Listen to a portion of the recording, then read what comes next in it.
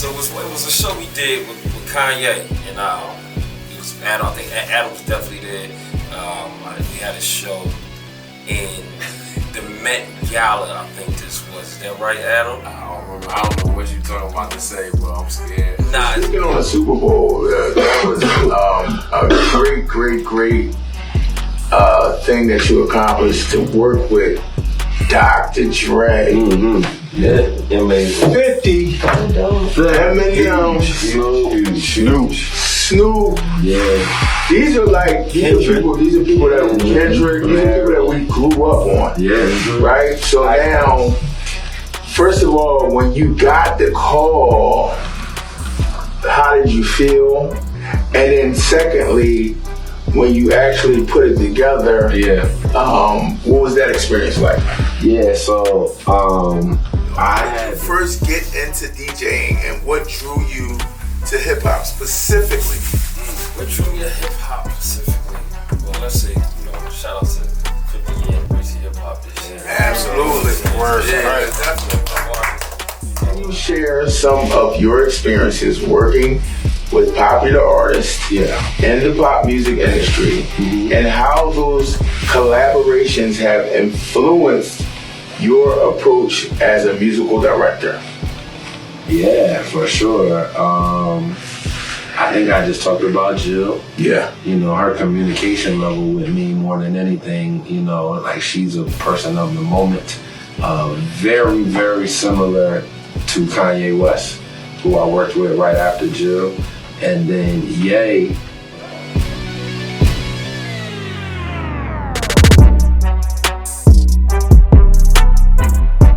What's up, y'all? This is the Hungry Musicians Podcast, episode 3. Yes. We have a great friend of mine on the show today. His name is Adam Blackstone. Give him a hand, y'all.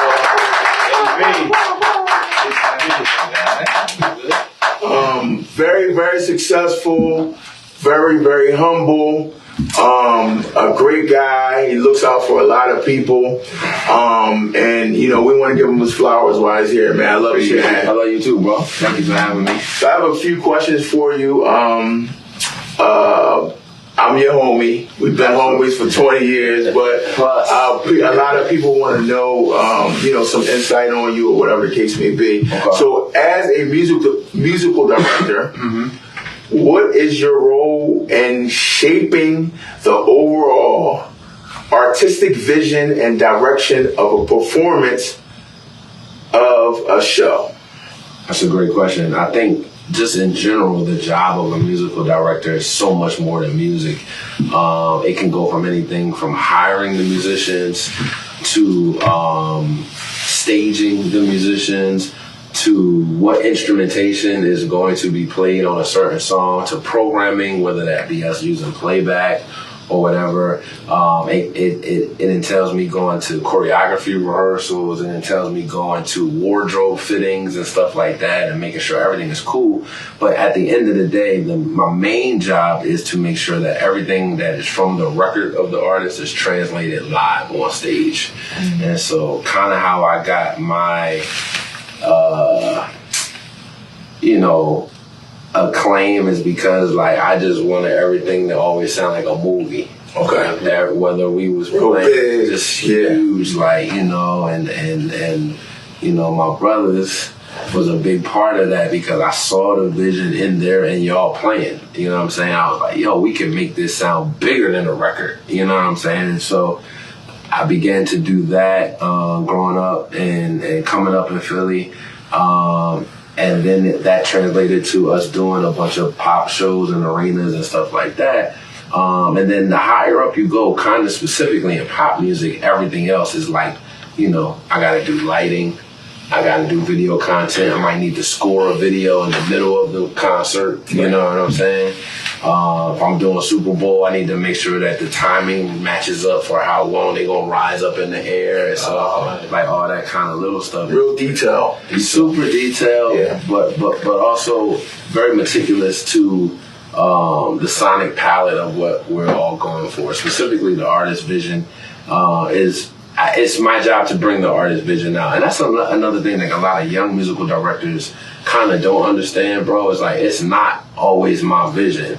The artist will tell me what they want, and it's my job to execute it to my best ability. Yeah. I'm almost like a translator per se. You know what I'm saying? A lot of artists may not play or may not know the chords, but they know how they want it to sound. So it's like, somebody like Jill Scott taught me, like, she like talks in colors. You know what I'm saying? She's like, I don't know about that, Adam. That feels too blue. I needed a little more yellow. It's like, now I have to figure out what that sonic palette is. Is it the sound? Is it the chord? Is it the melodic structure? Is it minor? Is it major? And so even dealing with her, and she helped me translate that to hip hop, then it went to pop, then it went to country, then it, all stemming from gospel. Like, you know what I mean? It's like how music has the power to evoke any emotion. It can make you cry.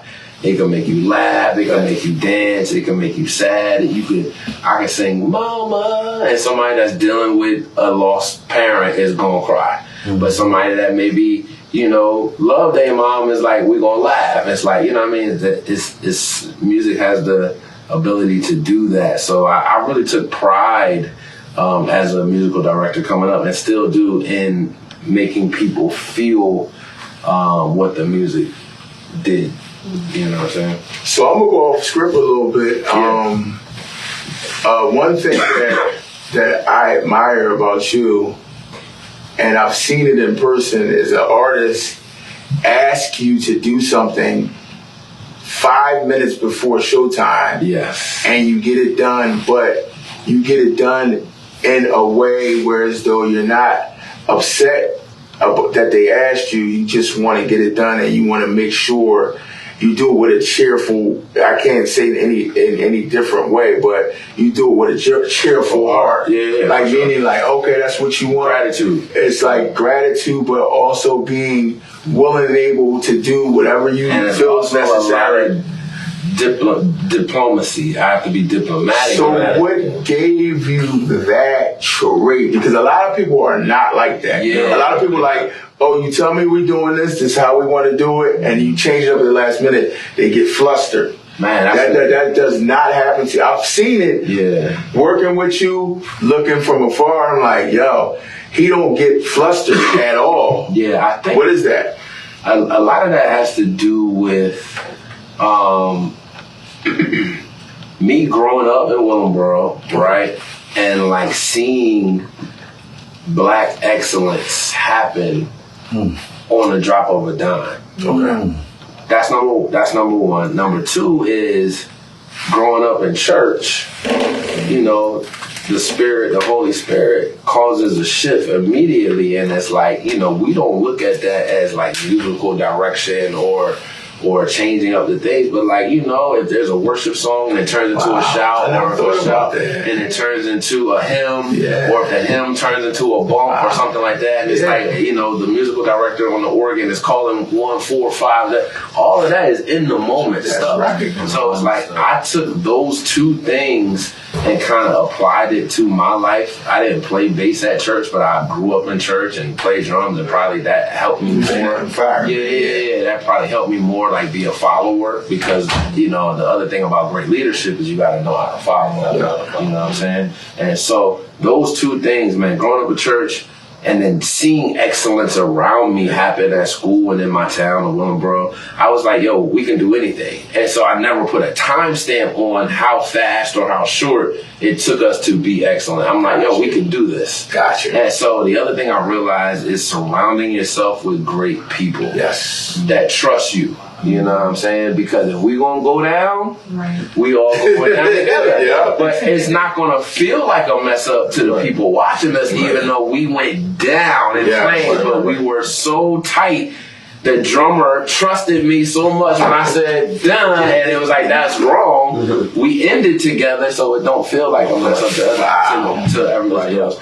And then the last thing, that's two things. And the last thing about the calmness is that the artist already has anxiety.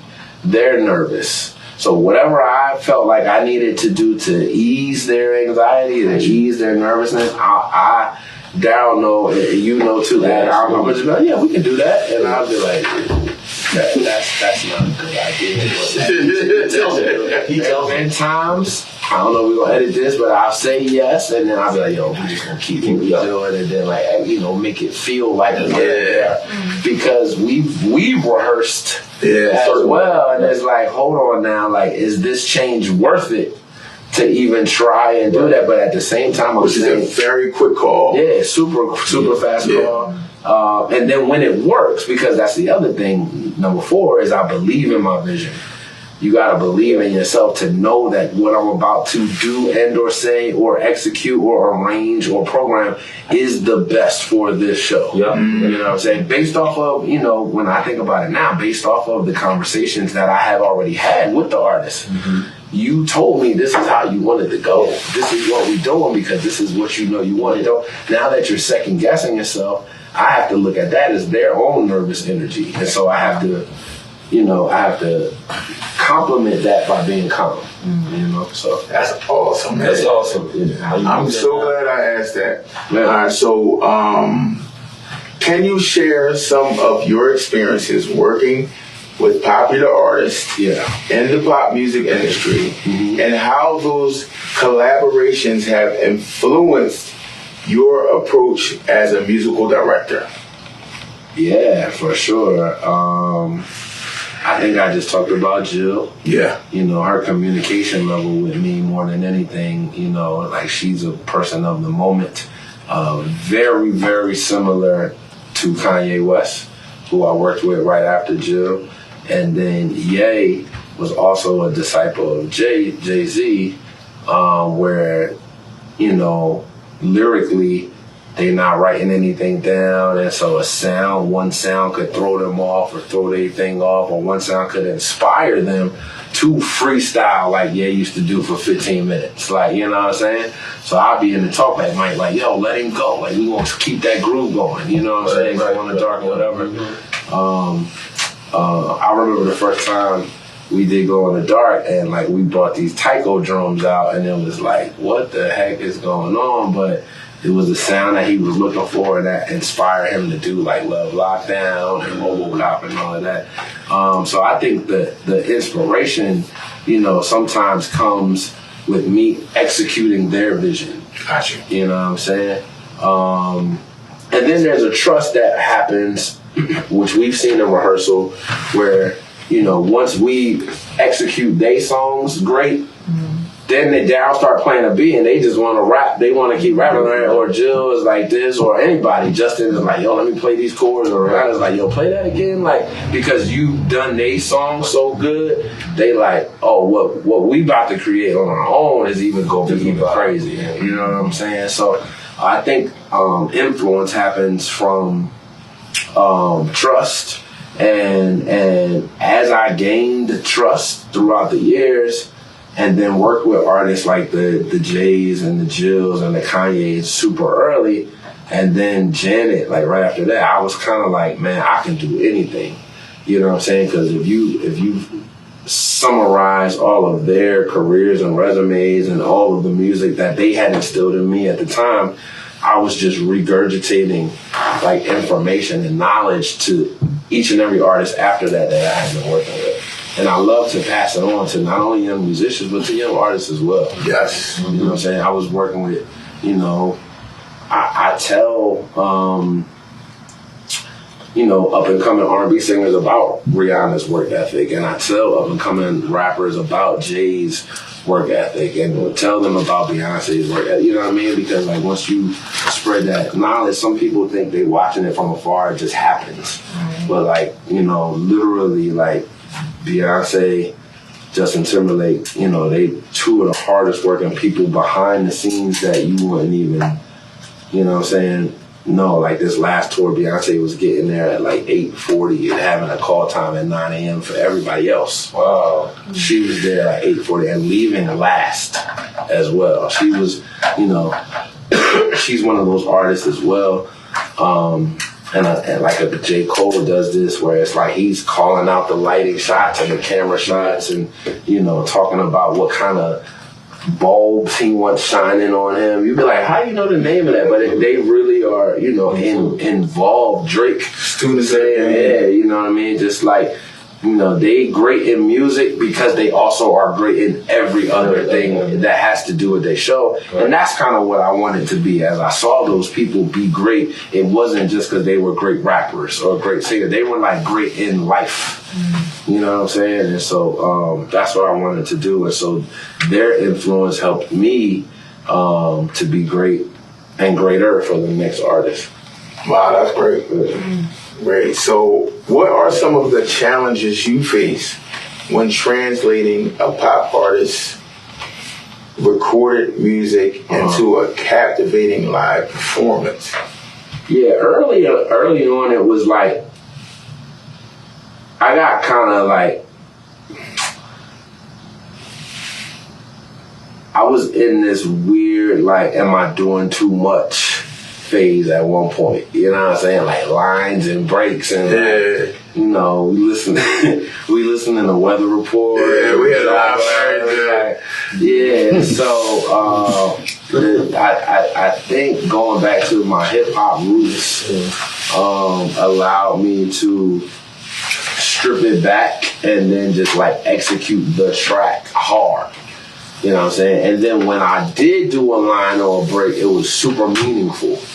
You know what I mean? Because pop tunes, you want them to be sing-alongable. You know what I'm saying? So now I have a little bit of a different focus in my older age is to like make the live experience for the audience member greater than what they listen to on record. Right. And that is always not necessarily adding stuff, but that's just adding feeling in moments. And, you look at shows that I've done recently, like Super Bowls and stuff like that, where it's like, we ain't do too much different on like, California Love, but it's just how we hit hard and how we might end the song and put a hit one place just to accent everybody's favorite lyric.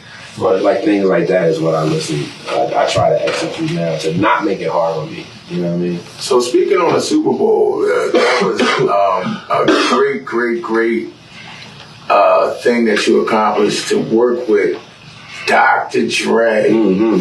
Yeah, amazing. 50, Eminem, Snoop. Yeah.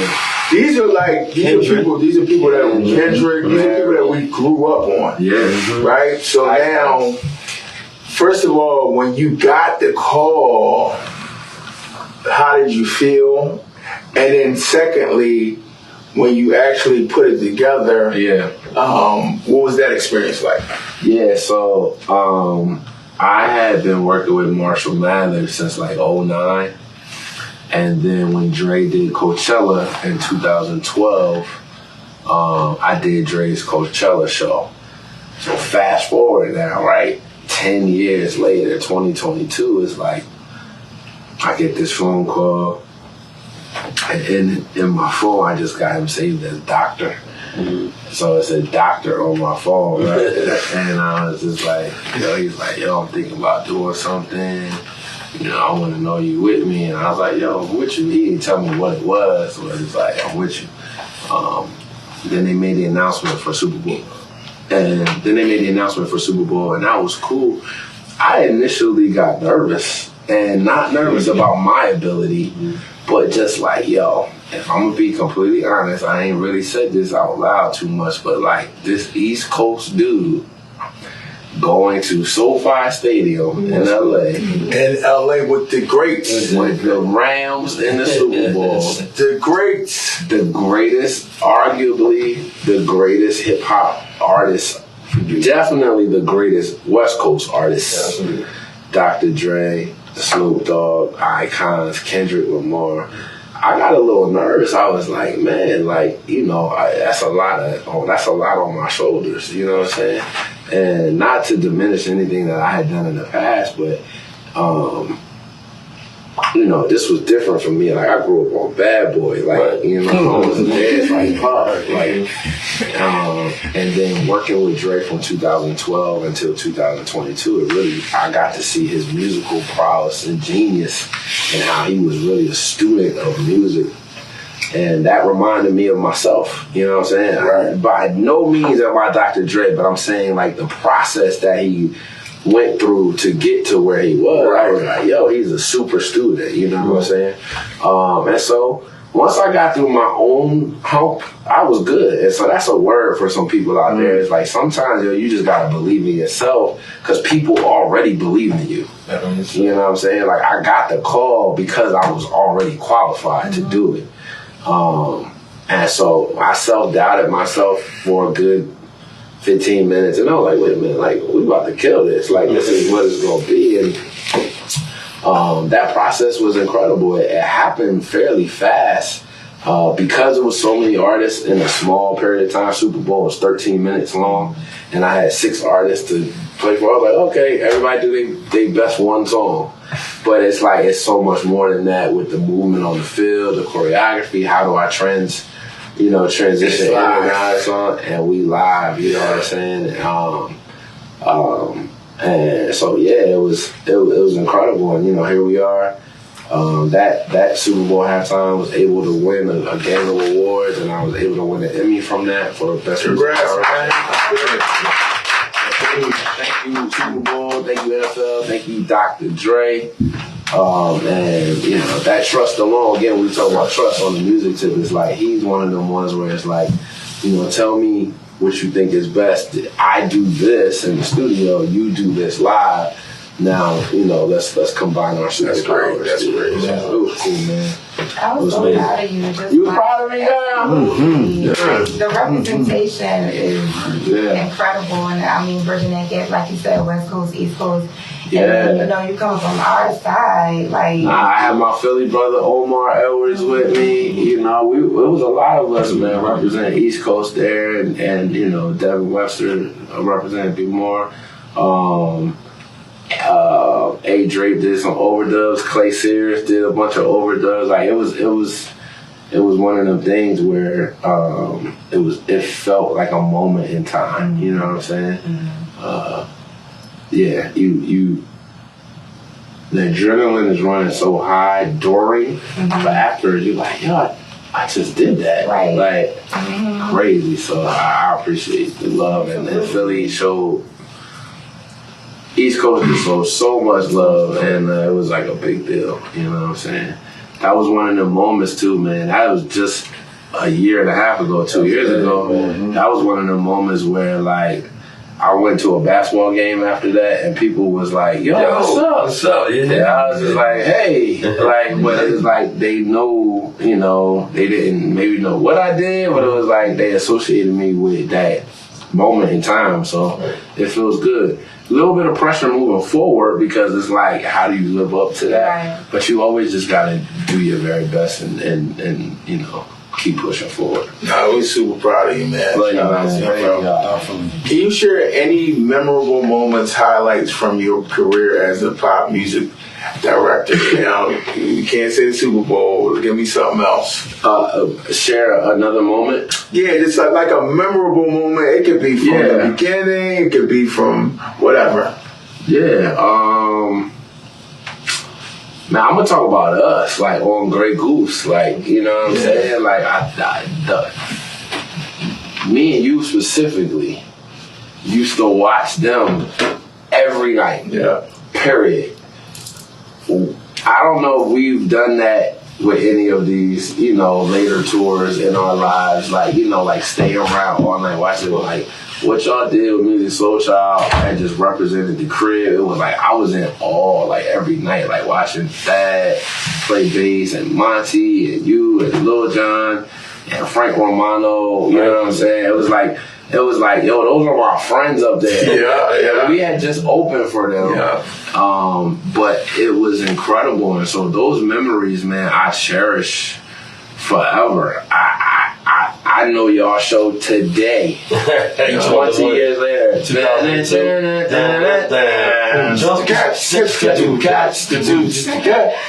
Pump me up. And all them chords and all that. Everything is Yeah, it's like those moments like that.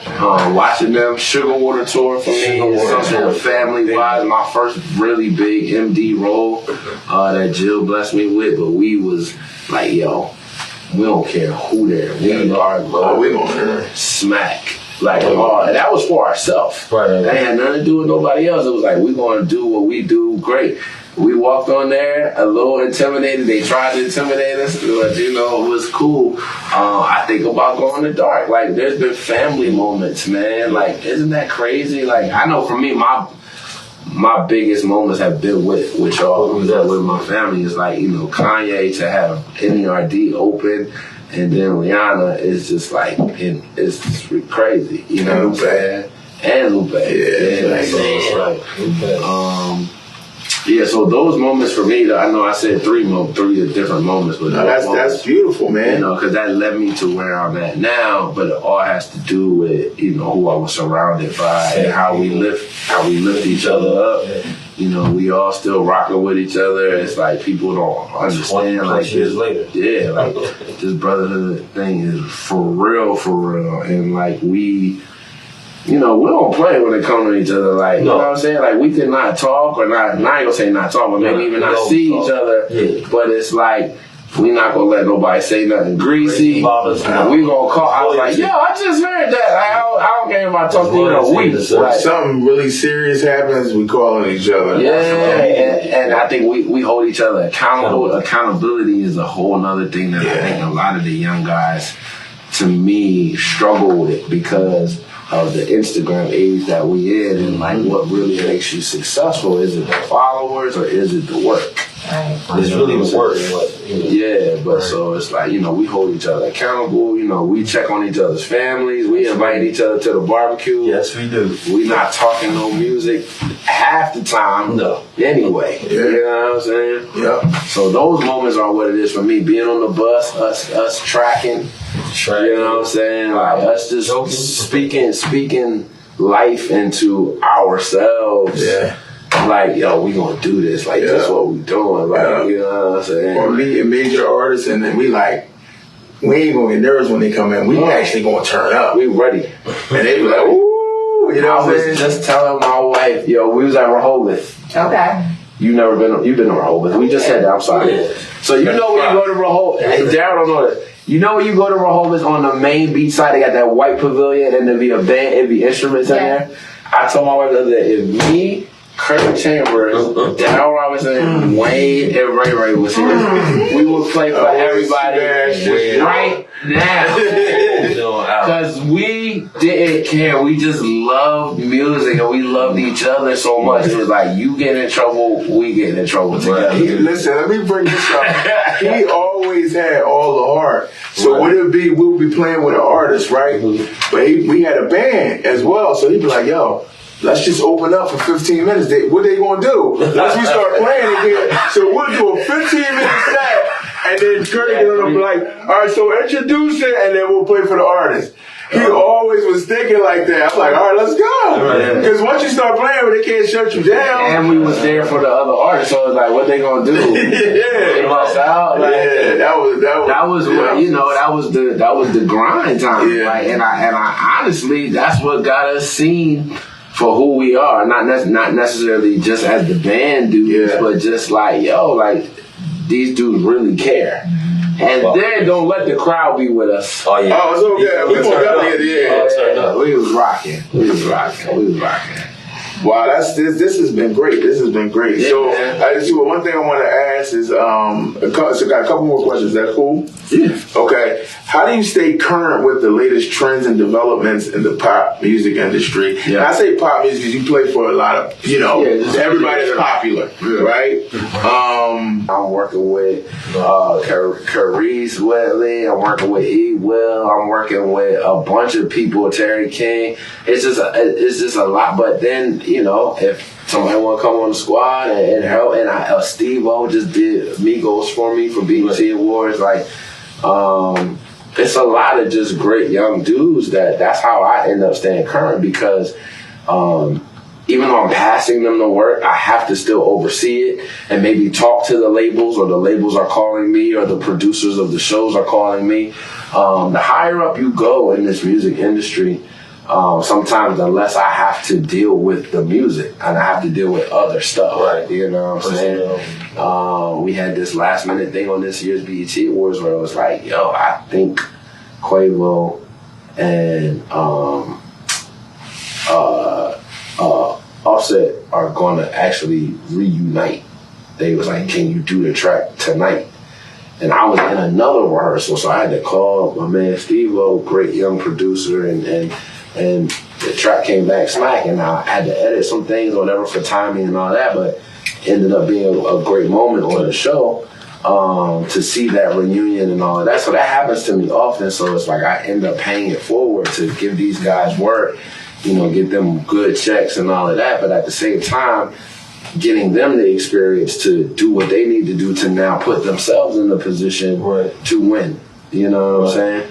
And that's how I stay relevant. I try to stay up with the shows too. BET Awards helps me do that because each year it's the new current thing, and so you know, been able to work with the new up and comers, sometimes new superstars. You know what I'm saying as well. So that's cool. And I know everybody wants to know this. What advice would you give to aspiring musical directors who are interested in working in the music industry? Number one thing I want to say is to stay humble. Humility matters. Because people have to want to work with you. Yes. You know what I'm saying? The talent, everybody can play, everybody can sing, everybody cute, everybody can dress, we can buy some clothes, but like your character matters. Having integrity, having morals and values, to know that when you're in the room, you're not talking about the artist, you're not saying nothing crazy about the person who's paying your bills. All of that matters. So humility, man, that's the number one thing I would say. And then being a people person as well. A lot of times I get the call, not just because of my talent. I would say most of the time it's not because of my talent. But it's because I know how to talk to people and like make them feel good about what they have going on. You know what I'm saying? Say, this song is banging. Right. What you mean? We gotta do this. This the single. Right. You know what I'm saying? And I'm not telling a fib or anything, but when I'm reiterating their confidence level. You know what I'm saying? To make them want. And that feels good. It feels really good. Because your music is like your baby. So somebody saying, "Yo, that joint great." That makes them feel good. Yeah, for sure, man. So I think we learned that from Pharrell a long time ago. It's like he turned that volume up. You'd be like, "Oh, this is." So and then it ends up being happy, or it ends up being grinded, or it ends up being whatever. You know what I'm saying? Where it's like. He believed in this so much, you know what I'm saying? He sold it to us, and so that's kind of, you know, what I do too in communication with these artists is like let them know that their ideas are valid, and that I can do whatever it takes to make it a greater live experience. Absolutely. So, and then one last thing, are there any misconceptions or myths about the music field that you would like to debunk? Yeah, I mean, there's so many. I think we can pass this around, but it's like, you know, from money, from finances, to like the work being easy, to the artist, people thinking the artists are their friends. They're not your friends. Like that's maybe the top three things that I would want to debunk is like, it's not friend. Do a higher It's not show friends, show business. Yeah, you can't be replaced. You can be replaced. Somebody could wake up in the middle of the night and be like, "Yo, it happened with us with Ye." Like, "Yo, I just want to use a DJ." You know what I'm saying? Like, and it's okay. You can't be mad at that. The other misconception is when you on a gig, that don't mean nothing. It don't mean nothing. That each gig is not your It's not your gig. You know what I'm saying? You're hired. It's like there's an alternate person or situation at all times. You can't be upset. You can't be mad at the next person that's on the gig. I see young cats doing that. Like, you know, he on my gig or something like that. I'm like, but he was just hired by the artist. Like, you know what I'm saying? Like, they didn't do nothing, you know, wrong, per se, in my opinion. So I would just try to say those things, man. Financially, yes, we are in a nice paying business. It don't always happen on time. No. It's Target where every Friday, you know, you're getting a check at 5 p.m. It don't work like that. Invoice net 90 on these labels as well. 90 days. That 90 days is serious. It's real. I've been waiting for a check for three periods of 90 days. Yeah. You gotta go through different EINs. Like, huh? Yeah. Especially getting paid for your business. And then listen, we just had a situation where it was a nice check where we prepared for the gig and then it rained. It was outside and the gig didn't happen. So they like, yo, it's gonna take us some time to get this money because the gig actually didn't happen. So now we gotta go through insurance. Right. You know, there were no, you know, merch or ticket sales to be, you know, recouped. Everybody is owing money. And so we just had a situation like that where it's like, we did a week of preparation and it's like, you know what you're getting at the end of that week. It's a great number and all of that. And then it's like, wait a minute, like, gig is canceled.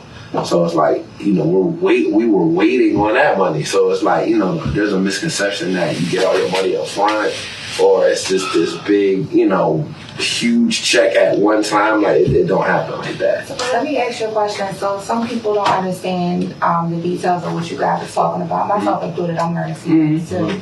So I like to think business minded. Yeah. You guys, are you ever getting a contract? Is it just for hire? Oh, yeah. So some people You don't definitely get get a contract. Yeah. You're doing a tour, you're usually contracted for that period of time. Sometimes, but you're dealing with certain caliber of tours. And then once that tour is over, that contract is done, they can get whoever they want to get, or, you know. Okay. And also sometimes the work for hire contract is in favor of the artist. Correct. And the reason why I say that is because anything can happen. You know, I'm working for you. You get pregnant, you cancel the tour. Like, the contract that I signed states if that happens, or act of God, which is what we signed for this outdoor event, is called act of God. It's like it was about to be a hurricane or a tornado. It's like something was happening. I forgot. It's a freaking hurricane. Yeah. It's like, you know, not that they don't owe us the money, but they have to wait to get the money to pay. So where is it coming from? You know what I'm saying? So the contract doesn't always solidify your pay. Or at least in a timely fashion. Anyway, you know what I'm saying? Or some people could just be like, we ain't paying you. And you know, you're going against $1 million company and legal fees and all that. By the time you get your bread, you done spend more bread than you know. Most contracts also too, real quick, not to cut you off, Shay, state as well, especially if they're giving them to us, that we can terminate this contract at any time. You know what I'm saying? So it's really, like you said, more in the artist's favor. Most of the time, get attorneys to kind of. Definitely get some red line certain. It just depends on the situation. I mean, you're not going to do that for a one-off. No, hell But like if it's a big, you know, going out for 2 years, that's a serious situation. A one-off is one-time deal. Oh, I'm sorry. One-off is like, we got a show tomorrow, and that's it. Right. You're not going to do all that over that. But like, if it's something that you are taking your time and you're denying or other gigs, and say, I'm going to dedicate my time to this, then, you know, I like the contract, you know what I'm saying? I don't always do it for like a quick one-off or nothing like that, but like, I think it ensures a two-way street of business being established first. You know what I'm saying? So, you know, protect yourself. Got to, you know what I mean? Because if you don't look out for yourself, nobody else will, for sure. But yeah, man. And I think, go ahead, I'm sorry. But No, go ahead. For sure. no, I was just saying, I think your platform here too allows people to, you know, remain hungry in a setting to want to continue to do music and to do what we do, because, you know, like I said, watching on Instagram, it can look like it's this glitz and glamour thing, but even though sometimes it is, each gig is not promised to us. So we are hungry, right, in the sense of the time to try to grind out and get to that next day. You know what I mean? So thank you for this platform. Oh, no problem, man. And the last thing I want to say to you know, the aspiring musicians and things like that is save your money. Absolutely. It comes quick, but then you might have some time off. And maybe 2 weeks. Might be a pandemic. And then maybe a pandemic. And you still gotta pay your bills. So you have to ensure that you can take care of yourself and sustain your lifestyle. And I know it might be coming crazy. And you're like, oh, I can't spend it, and you living from check to check. But that's not really the way to live, because it can get real rough out here. You know what I mean? Black, I appreciate you, bro. Thank you. You know what I mean? All day. What's up, y'all? We are back. We have a wonderful special guest. Woo. His name is DJ Active, all the way from West Philly. Philly, Ack has been representing Philly for a very long time in the hip hop set. He also works with R&B artists, pop artists. He's a man of many talents, and he's been doing it for a very long time. So it's great to talk to you, brother. I got a few questions for you, if you don't mind. Yeah. You know, how did you first get into DJing, and what drew you to hip hop specifically? What drew me to hip hop specifically? Well, let's say, you know, shout out to 50-year anniversary of hip hop this year. Absolutely. You know, what drew me to hip hop, I would say at a young age, man, I had a lot of family members that was into DJing, you know what I'm saying? Like a lot of my cousins was into music, DJing. I had a lot of cousins that was breakdancing and stuff like that, so I seen a lot of that growing up on the block. Seeing Jazzy Jeff when I was a kid on 57th Street, spinning, you know what I'm saying, and seeing Cash Money DJing and you know, doing block parties and stuff like that. Seeing that I was a kid, and I used to break dance and all that and pop. So watching Run DMC, you know, Jam Master Jay, this when I was a kid, so I used to watch, you know, TV, MTV, and see all the break dancers and DJs, and that kind of inspired me to want to get into hip hop. Wow. Yeah. Wow, that's crazy, man. I mean, you got to actually see Jeff and Cash Money, like, I seen when I was a kid, because my cousins was old. They was DJs, so they was older. Okay. So I used to go with them. Yeah. I was young. I'm like 6. And so what was the experience, like, when Jeff was spending Cash Money, what was the experience of the people and the Oh, they was going crazy. They was going crazy? It was a block party, and they was spinning. And I seen it with... At the same block party? No. Okay, it's got you. different times. Okay. I seen Jeff first. Okay. I saw him rock, and I was a little man. I was like, Dad, that's crazy.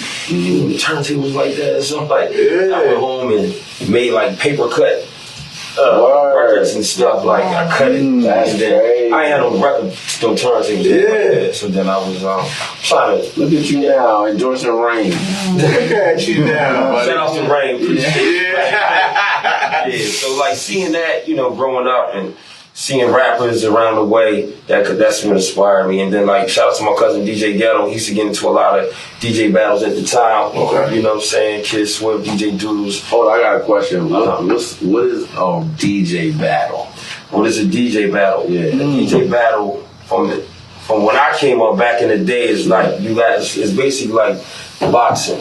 You know, you got two opponents and they going at each other. Wow. You know, you get 5 minutes, one round, you probably get, you know, 8 minutes this round, first, second round, third round, then, you know, the judges judge who did the best. Gotcha. You know, that was in DMC DJ Mixing Championship. It was like the Olympics. So like in the movie Juice, like that vibe? Yeah, that was real. Yeah. Wow. So shout out to Jazzy Jeff and Cash Money. Jazzy Jeff, I think, you know, if I'm not mistaken, he won the world supremacy, and Cash Money won the DMC in '87. 94, I competed in '94. I was like, maybe like 13. Really? Yeah. Wow. I came in third place that one. And Oh, so you was dead serious. Mm-hmm. Got you. And then I got back in it in 95. Got back in 95, didn't place there, but then I got back in 99, and I was in, DJ Craze? Yep. I was in with Craze. Shout out to Craze, I beat you in 94, Craze. In Philly. But, so then 99, I got back in it again. Crazy Ronnie. Shout out to Crazy Ronnie, amazing DJ. And 99, I got back into it one more time. That was my last battle that I got in.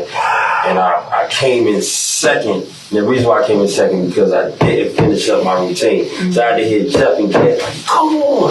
Oh, man. I met by 1 second. By 1 second. And the crowd was crazy. And that was the US regionals for East Coast. Wow. Man, that's crazy. So can you share some of your biggest influence in the DJing scene? I know you just named Jeff. Yeah. But is there anybody else that comes to mind? Absolutely, man. Kid Capri. Yeah. Kid Capri is nasty. He's disgusting, man. Yeah. One of the greatest party rockers I've ever seen. Yes. So I give shout outs to Kid Capri. One thing about active, bro, he gonna make you dance. I love it. Right. I love it. Go ahead, I'm sorry. Kid Capri. Kid Capri, Grandmaster Flash. Yeah. I got a shout out some DJs from Philly. DJ Cosmic Kev. Yeah. Shout out to Kev. DJ Doodles is incredible. Yeah. And then I gotta give a big shout out to my cousin DJ Ghetto, because I mean, if it wasn't for him, he the one that kind of got me into the technical part of DJing, as far as timing, coming in on certain cues. Yeah. So I learned that from him. So shout out to DJ Ghetto. Shout out to my man DJ Dummy. Dummy, what's up? He did a lot of battles, man. He won a lot of battles as well. By the He way, was in DMC with me back then. By the way, yo, remember the party they did for us? It was Ack and Dummy. That's probably the best party I've ever been to. Because y'all both go. You're like, and it was got crazy. It was a great night, man. And that's what I like about you, because you've always been humble and you show everybody love, but at the same time, you're competitive. So it just makes it like for just a good energy, you know what I'm saying? All right, I love it. That's great, man. What do you think sets you apart in the hip hop, as a hip hop DJ in this industry?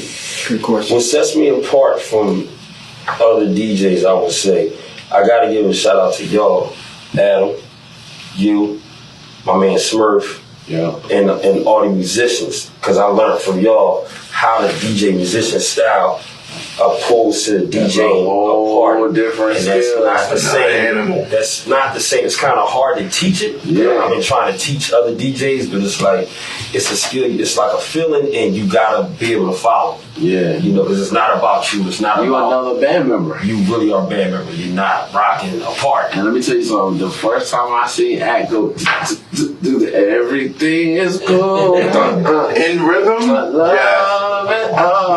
brand new. I was like, yo, like they didn't need no Pro Tools, no playback, no 1680. They had DJ Active, bro. And like I just think that is such a skill set that is one of a kind, bro. It might be other DJs. I know it's other DJs out there doing that. Absolutely. I seen Dummy do it. You know, Jeff as well. But it's something different about, like, when you do it, bro. It just feel like you the human playback. Like, you know, I'm giving you the acapellas and you making that just feel like we playing along, like you playing with us. Right, as opposed to us playing with you, right? And you compliment, it's just a little bit. But I learned that from being around y'all. You know what I'm saying? And then staying in key. That's another thing I learned. Because a lot of DJs didn't understand key before it came out with Serato.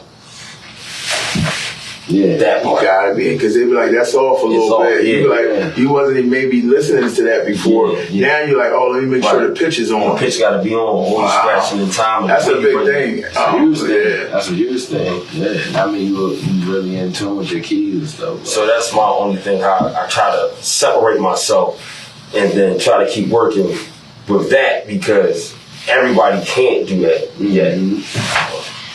That's crazy. Now, the thing I always admire about DJs is like, you are the entertainment. If you play a couple crappy records, you want to do one. You want to be Mr. Clear the dance floor. Okay, so how do you approach selecting and curating your music for a live set or a mixtape? Like you at a show. Let's just say you at a party and there's different demographics. Absolutely. You might got the old heads.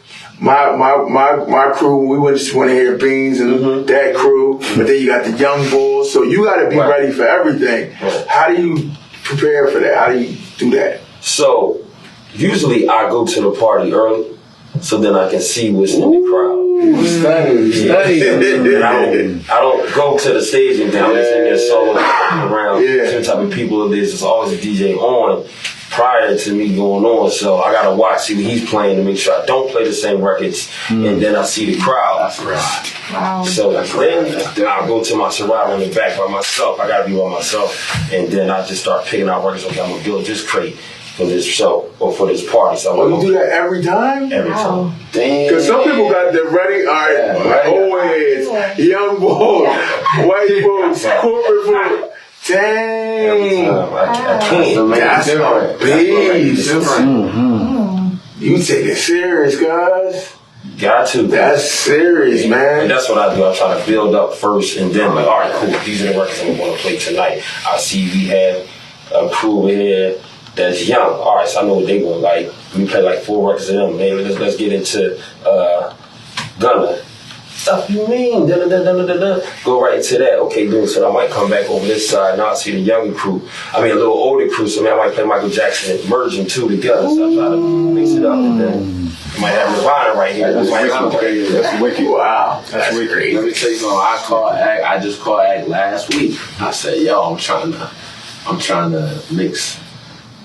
We in here. I said, I'm sitting with just JT. I'm trying to mix Sexy Back with something current. He's like, what's the BPM? I'm like, 150 or something. I told him 160. He was like, do this. He sent me that Gunna, boy. That thing went off so crazy.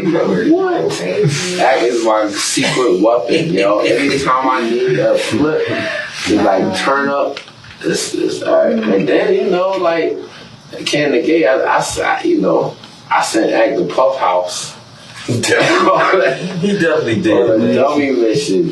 He just wanted to be inspired. And he said, I just want to be inspired. He said, who you got? I said, I got the perfect boy. Like, he had me at his house, Adam Blackstone, before the Bad Boy tour, for literally 2.5 weeks. I was at his house. I'm like, yo, when can I come back to rehearsal? I was spinning in his. But like that's what their music do. He was spinning and Puff Lemon, just giving him like the vibes, bro. He was just like giving him the vibes. And that's a difficult position to be in because he's such a great. You know what I'm saying? So to play like, you know what I mean? That's just a difficult thing to do. So that shows how skilled you are. Can you share any memorable experiences or challenges you faced while DJing at a hip hop event or at a show? Yeah, I can. Can I get into it? Get into it. All right, so it was a show we did with Kanye, and it was Adam. I think Adam was definitely there. We had a show in the Met Gala. I think this was. Is that right, Adam? I don't know what you're talking about to say, bro. I'm scared. Nah, it's good. It's good. It's not bad. But yeah, we had a show, and Rihanna was on the show. It was a great show, and he had us wearing helmets, shout out to Kanye. And there was like one part, I think I didn't come in fast enough. I think it was, the part, get down. I wasn't cutting it the way A-Track was cutting it. Yeah. And then he came up to me because he had something on his head, I think. Yeah, like he had the diamond skull. Right. And I had COVID jump. Right. And I had the helmet on. And he came to me and he bumped me with the helmet.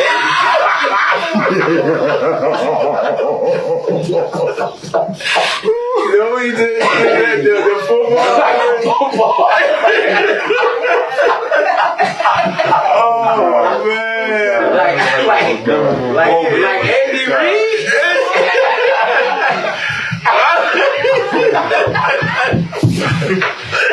Wow! He said a crazy memorable moment. I always talk about that one. Oh my God! He bumped your head, yo. Yeah, that's it. That's funny. That is super duper funny. That is funny, yo. How do you incorporate? I'm sorry. It's good. Nah, go ahead. How do you incorporate your own creativity and personal style into your DJ sets? That's a good question. While still honoring the essence of hip hop.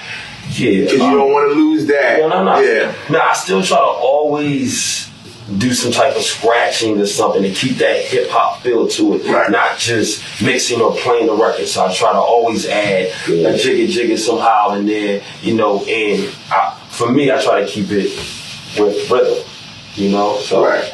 Yeah, that's an act stable, like the quick scratches. He'd be in that thing like a drummer playing a hi-hat.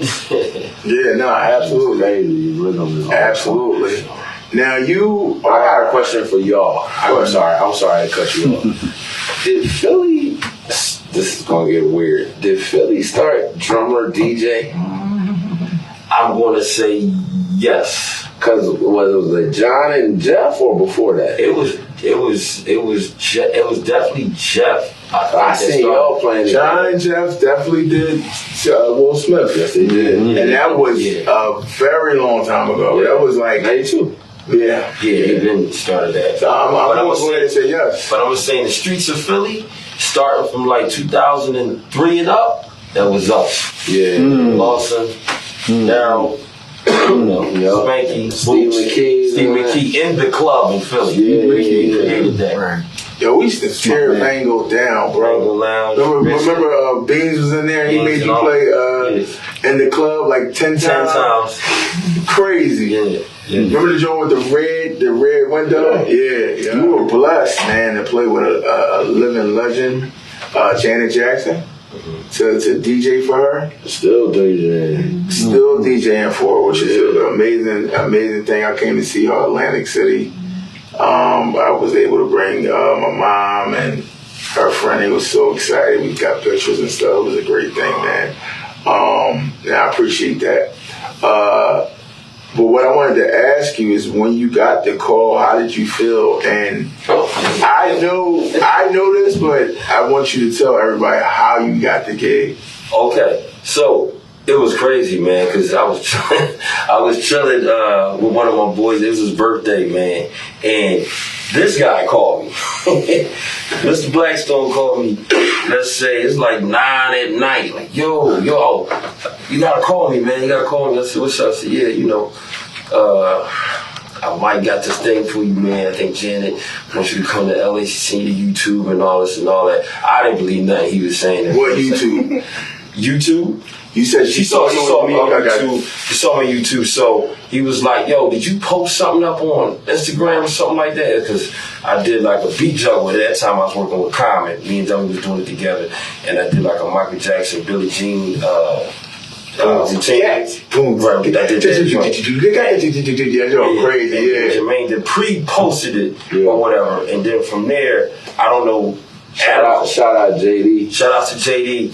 You know, I got a call from Adam. I didn't think it was real. So then he called me back the next day, like, yo, this is what it is. You gotta, can you come next like, in a few days? and I went out there with just a book bag. I didn't even have no clothes. Wow. And I just That's played. big, and bro. I played, and they wound up keeping me. Yeah, that's big, man. Shout out JD, man. JD got me on the Jenny gig too. So, you know, JD. Shout out to JD. Shout out to Black. A lot of love. And you wasn't even searching for the gig. It's just something that you did out of respect. And she saw and made it. Yeah, that's big right there. That's hungry right there.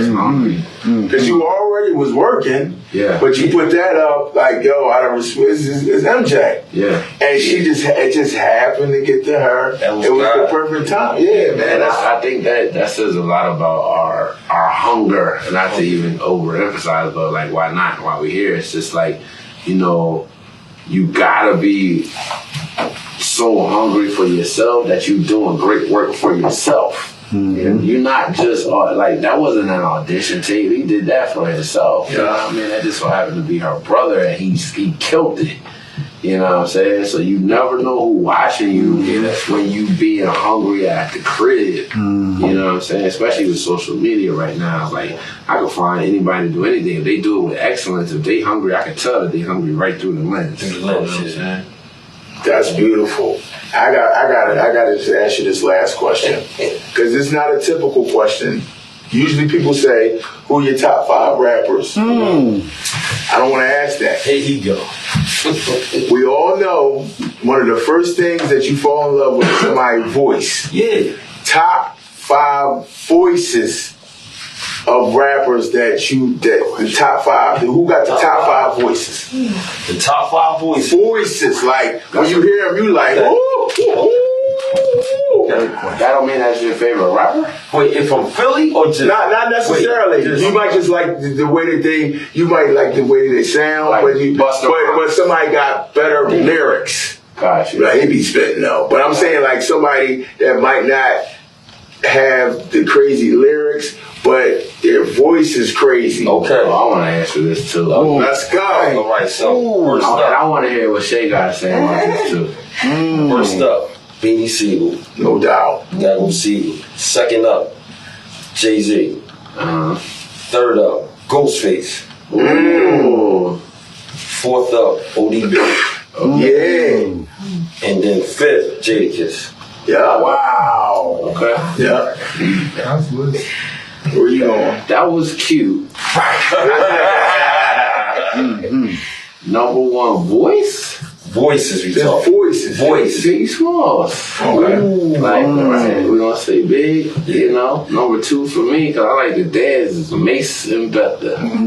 That boy Mason, what? I don't want to rise. He can't do no wrong. Number 3, Wayne. Okay. Voice is just, he can turn into an alien at any time. Number 4, Hove. And number 5, it's a tie for me. But I'm gonna just go unorthodox. I'm gonna say Nicki Minaj, straight up. She can turn into a character. She can go London. She can go alien. She can go. That's a good one. She can go monster. She got crazy voice. If we talk about voice, it's like, you know. She definitely trying to switch. Yeah, it's like, you know, that's what it is for me. And she can rap for real.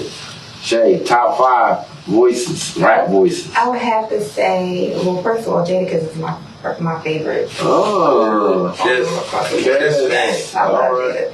I love Buster. I love his voice. Like, he's just unmatched. Gotta go with DMX.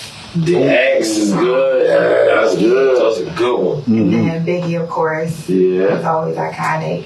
What's that for? That's for. It's another rapper, and he's not an older guy. I think his name is Pop Smoke. Pop Smoke had a voice, yeah. I love listening to his music. Okay. I love it. That was nice. Yep. Who you got? Do you gotta ask you the top 5 voices? Oh, so my first favorite rapper was Method Man. I love his METHOD. Man. Hey, he was hard.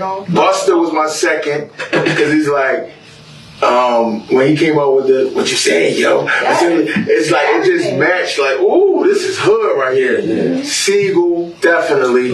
Everything he said, he meant it. Yeah. You know what I'm saying? Relate to that. I'm gonna say, I gotta go with, so that's the rough, raggedy, rough voices. So let's go with some smooth dudes.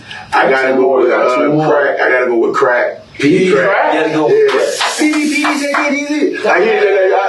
it's like a smooth joint, you know what I mean? I love that. And I love, Last one. and then I gotta go with Nasir.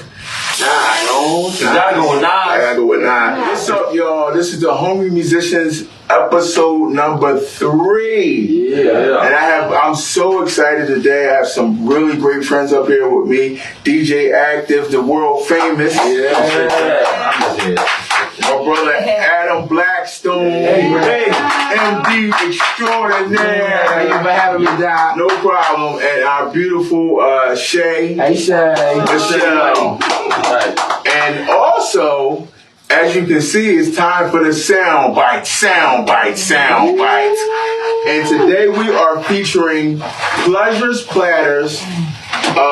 They're in Philadelphia, 5912 Old York Road, Philadelphia, Pennsylvania, 19141. This food looks incredible. Looks amazing. We have a seafood package.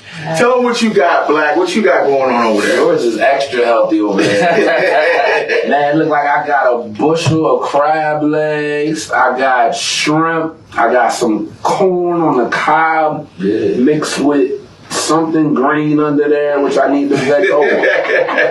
I got some broccoli on the stalk. That's how you know it's real. Clams in there. Yeah. It's a man right. I'm excited. This is incredible. Thank you so much. Yes. Thank you so much. Kendall Burrows is the owner of this place, a great friend of mine, and we wanted to show her some love, so we're going to dig right in if y'all don't mind. Yeah. Thank you, Kendall. Thank you, Kendall. So are y'all seafood fans, or? I'm definitely a seafood. Okay. Yeah, that's my favorite food. So, I mean, what are we rating this act? I mean, let's be real with it. We ain't going to fake it. I'm going to keep it tall. I think I'm going to give it a 10. It's real good. And that's not even no cat. That's real. This is good. I think it's the same for me. Yeah. This got a LA boiling crab vibe. It definitely does. Yeah, right. Hot and juicy. Right. But we ain't got to do all that. We're going right to Kendall. She know what she's doing, man. What you doing? Man, we tease my son. It's so funny. We be like, he be asking for shrimp and lobster. We be like, we ain't had shrimp since we was 20, Right. 24 years old. He get it now. And now all our kids. This kid, they come over, we go full platter. Full platter. Full platter. My dad used to eat shrimp, and we say, Dad, can we have some shrimp? He said, much too good for children. I like that. I was like, But it's all about, opening our kids up to new experience. Yeah. Absolutely. What we couldn't have and didn't have and couldn't afford at the time. I mean, they got all the luxuries. They got all the luxury. And God's put us in both. That's a real thing, man. So as we eat this food, is there any dishes that you had on the road that's memorable? I know we've been so many places. I know we've tried so much food. Man. Wait, hold on. I'm sorry. Where you from? Philly? Oh, okay. They crack with their teeth. Yep. You gotta get it. Oh my gosh, that thing was Gotta serious. get in there. So any memorable moments where he's like, yo. For me, man, Japan. Yeah. Tokyo, they got some amazing ramen there. Noodles, incredible. I had some over there with our brother Daniel. Got you. RP Daniel. Absolutely. It was amazing. So that was one of my favorites. Daniel Jones. Yeah, Daniel Jones. Yeah, man. Yeah. That's the secret. Well, he took you to a spot. You took him to a He spot. took me to his spot. And it was crazy. It was incredible. It was the best noodles I First of all, Daniel. Because we came up on oodles and noodles. Right, but this is different. Oh, top ramen. Top ramen. Yeah. You was like, huh? They making it right there in front of you. Tokyo. Daniel Jones, Omar Edwards, the littlest of little guys are the foodies. They go hard. And I remember Omar took me to a spot in Beverly Hills. It's called Honor Bar. Honor Bar. Omar took me to a spot called the Honor Bar in Beverly Hills. Best chicken sandwich?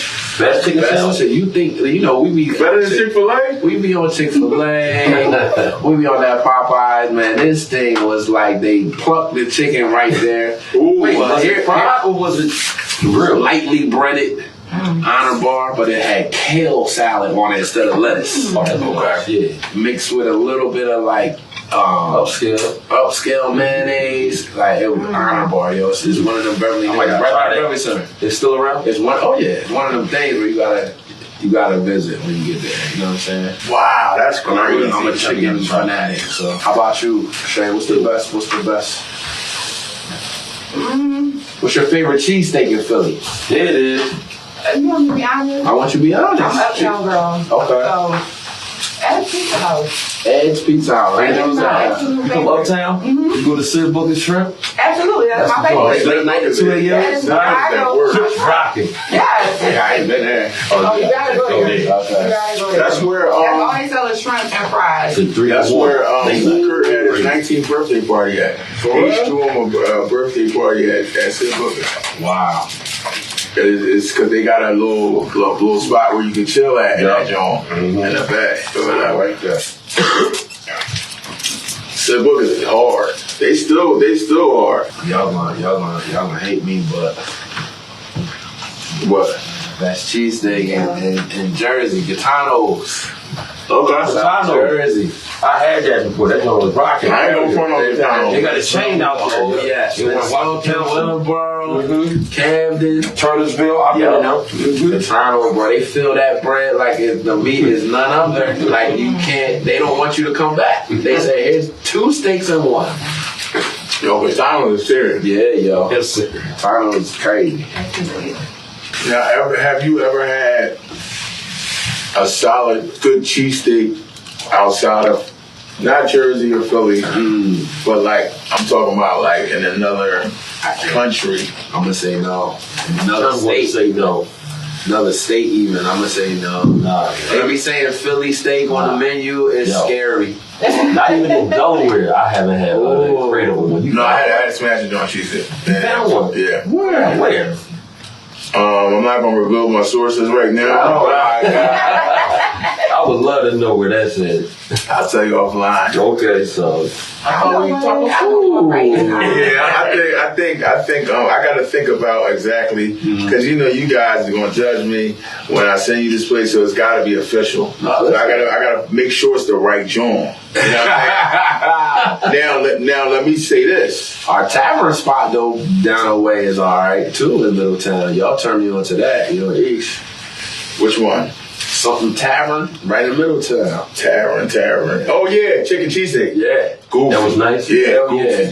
Okay. Fire, right? Okay. Goofy. Yeah. So now, I just gotta bring this up for some reason because it made such an impact on me. What's that? So I used to love French fries. Yeah. Like love them. Where's the best place you ever had a French fry from? That's my favorite food. So what I'm about to talk about is serious to me. Damn. Okay, so you am I going first or you going first? You can go first. Okay, so Because we might have the same. Amsterdam Okay. has the best fries in the world. You know why? Why? They fresh cut. First of all, when you go over to Amsterdam, It's the potato. it's nothing but a fry spot. Yeah. That's all they sell is fries. That's all. But what they do for you, you say, all right, let me get some fries. And you used to all right, we're getting regular fries, whatever.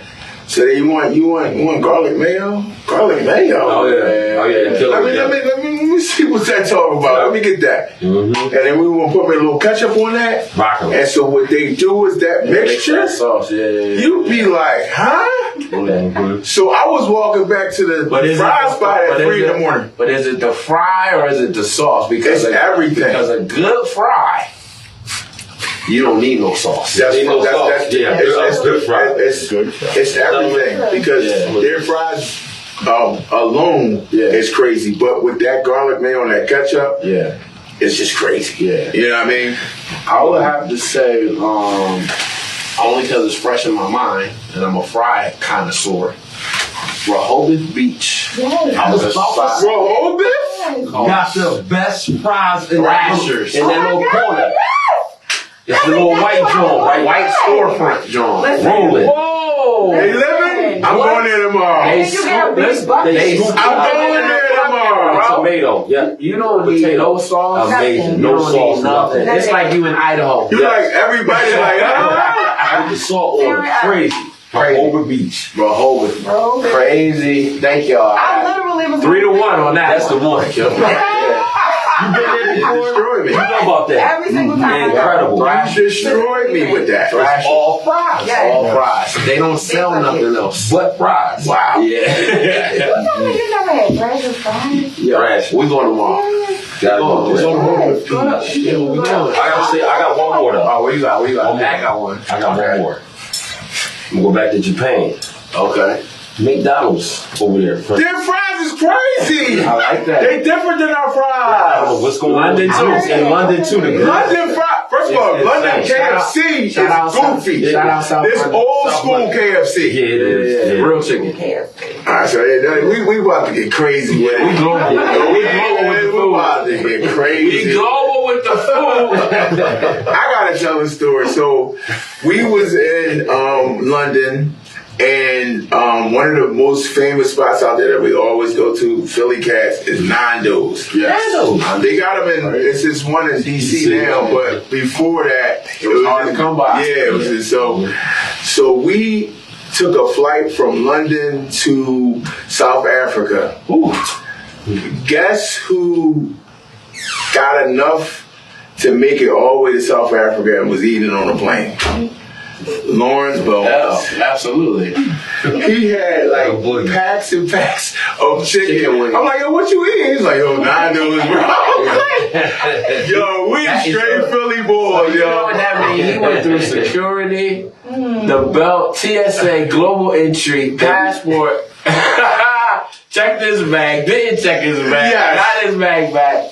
Yeah. And had Nando's the whole time. He was supposed And he was on the plane and it smelled so good. I'm like, yo, what you eating, bro? Yeah. This ain't the regular plane food. Oh, this Nando's, bro. You got like a 30 piece. You want some? I'm like, oh, bad. He keeps some food with him. He always got a bag with him.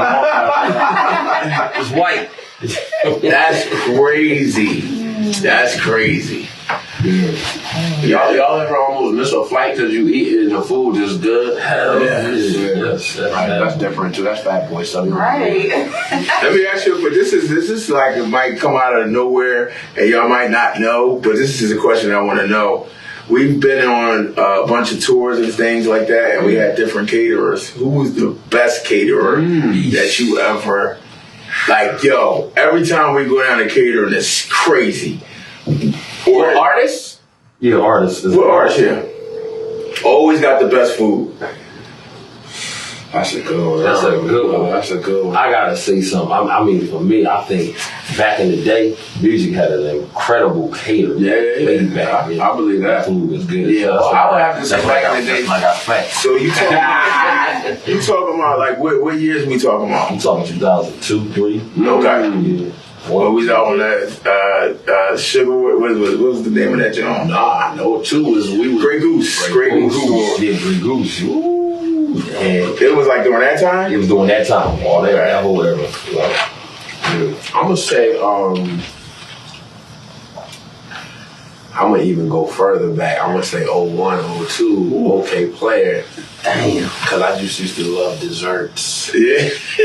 So that's when the roots was big boys. They ain't get y'all know these little handsome roots now. LB, Amir, Reek, and Kamal, they all thin and all that. Like, that's later on. But early 96, 97, 98, 99, I came 2000, 2001. He was grubbing. And like Rich Nichols, rest in peace, he used to always make sure we ate well. He paid for it, you know what I'm saying? He was an incredible musical father. He raised us out there on the road. And like, he introduced us to Nando's, and like he introduced us to seafood spots, and introduced us to Japan for the first time. Like, you know what I'm saying?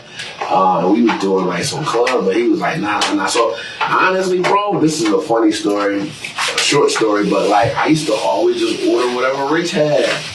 Okay, because I just used to see him grubbing. I need what you got. You know what I'm saying? So I remember being in Japan, he had these shrimp rolls. They wasn't like these little, you know, these little, I don't know what we can say on here, but the little Panda Express type joint. They was official. The corner store joint. Yeah, the corner store joint. They was the official full of shrimp. Yes. Egg roll. Yeah. Rich had the chopsticks. He was holding the rice. He was so thorough. He cultured us, man. Yeah. So like I used to just get what he had. So like definitely OK Player, Roots. They had some great cake. Oh, believe it. They just love the grub. Yeah. All right, y'all. So we gonna move on to Lover's Lane. gonna get into some questions, okay? So what I want to know is, why do you think attractive or wealthy people are single? I'm gonna start out with you, Blake. Me? Yeah. Attractive or wealthy people are single? Yeah. That's a good question. I don't know. I haven't been single in a long time. And I just got attractive. No, I'm playing. If we are relating beauty to wealth, money is not what people should strive to look for. Mm-hmm. You know what I'm saying? And so the people, and women specifically of substance, are looking for more, I think are looking for more than that in a man. So if we're talking about why are women single, it could be because, dudes out here are not, stepping up and doing what they should to be a gentleman, number one, and maybe flashing too much money or whatever.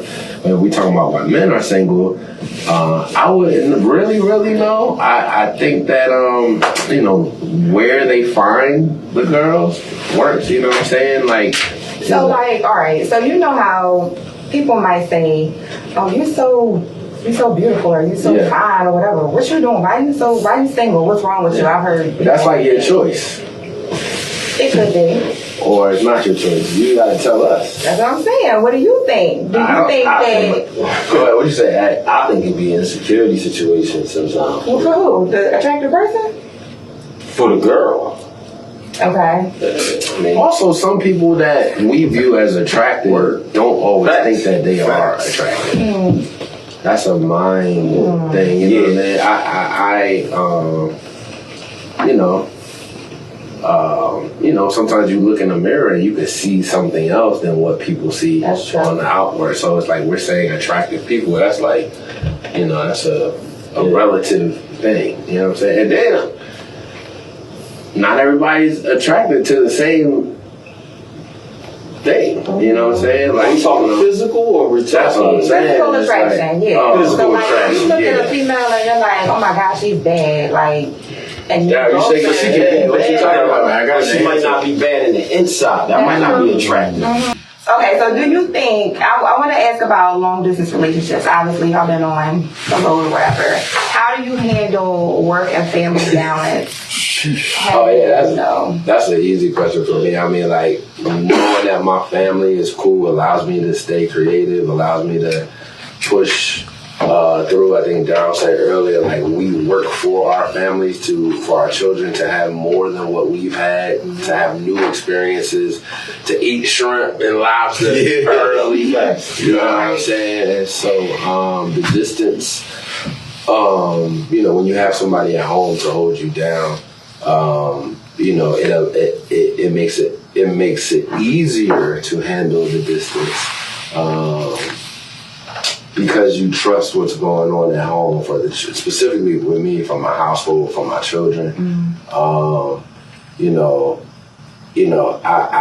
always say that some dudes don't agree with me, but I'm the man of my family, but definitely my wife runs the physical house. You know what I'm saying? And even when I come back from a trip or a tour, it's almost like I'm getting in their way because they got a routine set up already, you know what I'm saying? So I try to find my niche and make sure that I'm doing the best to support what my family needs from me to be physically there, you know what I'm saying?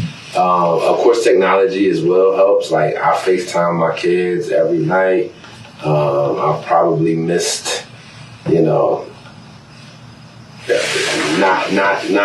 a whole bunch of times with my son going to bed, me telling him I love him, us saying our prayers together, and things like that. So I think you have to put the effort in to do it, and when it becomes a priority for you, nothing or no one can really get in the way of that. So with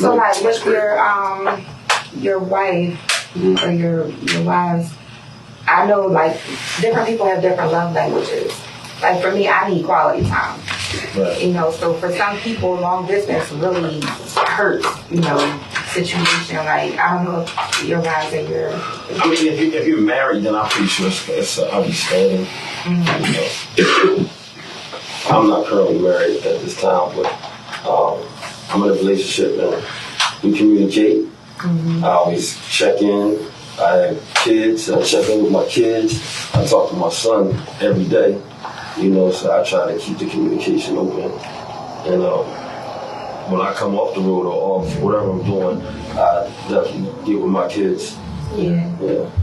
Okay. Mm-hmm. Everything we do is for the family, like for real. So, that's never a question, especially with us three up here. It's like everybody know that we want to be great and successful and to leave the legacy for our kids that, they fathers were good people, you know what I'm saying? So do y'all ever bring family on the road with you? all the time. Yeah. All the time. We got stories of us being from Africa to London to Australia to everywhere, like all over this world, like, coming with the family, like for sure. And I think, we've also been blessed, all of us have been blessed to work with artists that are also family people. Correct. You know what I'm saying? We had a situation with Pharrell almost 15 years ago where, he was newly married at the time. And he told us to like bring our wives or girlfriends or fiancés or whatever, like on the road with us to make sure that it instilled an environment of family first. You know what I mean? And then as the older we get, I work with Justin Timberlake. I work with Rihanna. It's like their kids are around, their significant others are around, and they like to see our kids around, you know what I mean? Like Alicia Keys is another one for me where, she asked about my kids and my son, and like, where's my guy and how's he doing? So, we blessed to be able to work with a caliber of musician and a caliber of artist that also has the same priorities that we have. And that helps as well because you see their leadership. And you can't help but say, hey, if they have time to be with their families, I know I'm making time to be with my family. You know what I'm saying? It's never a question. So, everything we do is for our family. So, the distance, even though it gets taxing sometimes and you miss them and you miss the physical touch or, whatever, but, you prioritize and you make time for what matters to you. I think that's really dope that y'all are able to take your kids or your wives with you sometimes. I don't know if it's always been like that. I was just with my boy Toby and Dingway. Okay. And like he got a movie role for Transformers, and when they called him, he had never done anything like that before. And he told me when they called him, he was like, "Yo, if I can't bring my family, I can't be in the movie." Yeah, you know what I'm saying? And they was like, okay. And they said, okay. So he had his family on set and all that, like. Do you think it's different for females? I would hope not. I actually think it should. I feel like it should be the same, especially y'all as the carrier of life. I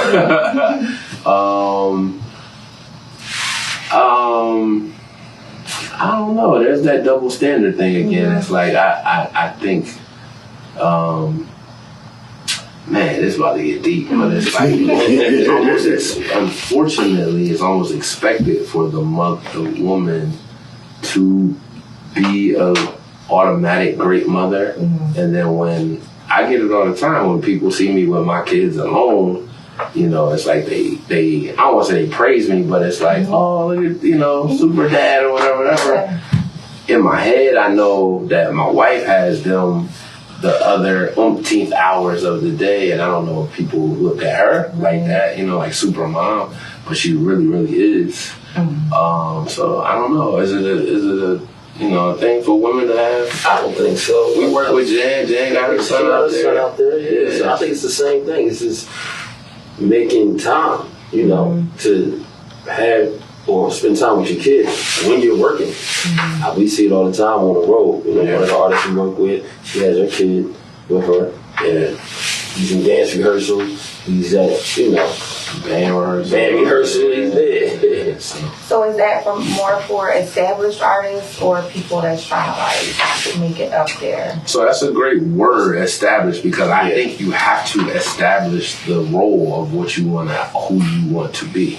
Like I just mentioned, my bro Toby is like, everybody know he a family dude first. You know what I'm saying? And so when you call him or when you hire him or when you want to work with him, it's like, it's not, this is what comes with it. So, you know, we kind of have to establish that. Daryl's a great example of, like, when he first had little Daryl, you know, it was like he was rocking with us. You know what I'm saying? On the bus, he was with us, and we all took care of him as if he was our own, because that was our great friend who had a baby. You know what I'm saying? So early. Yeah, I mean, I love it.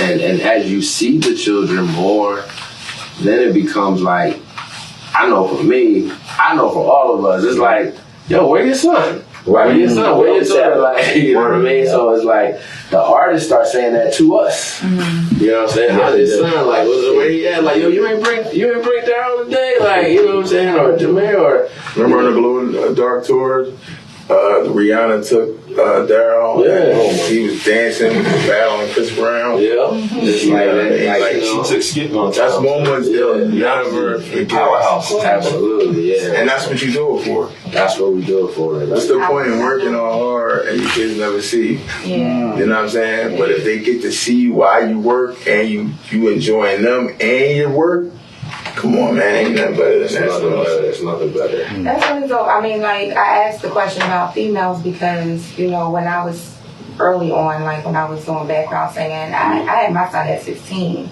But I had the opportunity to go on tour, and I turned it down because I was like, I can't think about leaving my son behind. You know what I mean? So I just felt like it might be a little bit different in different situations, not in all, you know, but for different people.